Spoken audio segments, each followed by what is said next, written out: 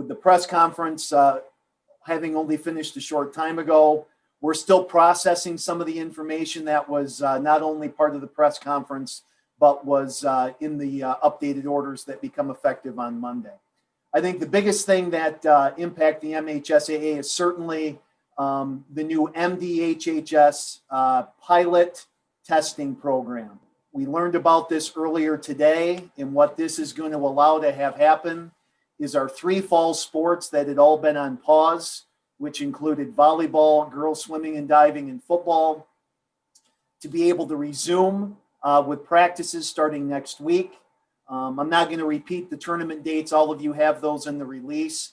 But what it's going to allow is for kids to have some closure on their fall seasons over the next 29 days. We've been able to get our dates in place. Part of the testing program that's required is there will be a rapid test that will get to schools here shortly.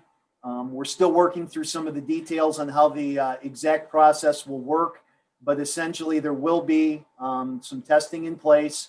And as you heard from Director Gordon, a lot of the information and data that we're going to be able to collect through this pilot program over the next roughly 4 weeks is really going to be able to help schools open in January and hopefully stay open. What was shared with us is that many of these rapid testing resources are being reallocated to schools as of the new year, because for the last few months, those had all been going to nursing homes, of which those vaccinations, as it was shared with us, are actively going on. So that's why there's going to be some increased testing capacity. And again, Health and Human Services wanted to partner with an entity that would have a limited number of schools, a limited number of student athletes, and certainly with the remaining fall sports that were left, this seemed to make an awful lot of sense. While we're certainly thrilled for the opportunity for our fall kids to get some closure on their seasons, certainly we're continuing to advocate for our winter athletes. As you've heard us say now for weeks, that not only were we able to play this fall, but we were able to play safely. And, we were also hoping that winter could get restarted with practices as soon as possible, with competitions to follow.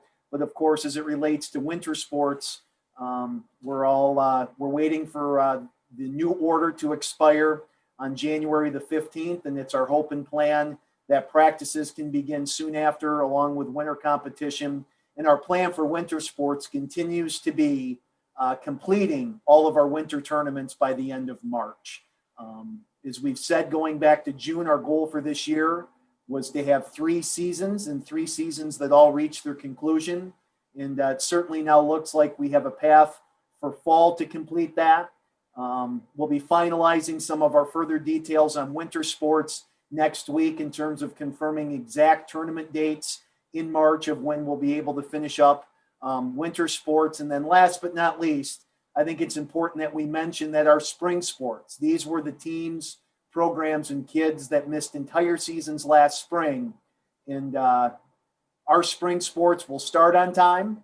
They will have their schedules as published, with all of their tournaments ending as scheduled in May and June based on the sport. It's important that, we're continuing to fight for all 3 seasons.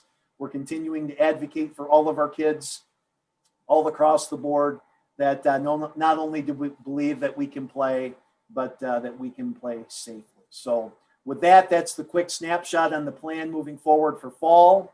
The plans with more details to come on winter, and then also a good reminder for all of us regarding our spring plan. So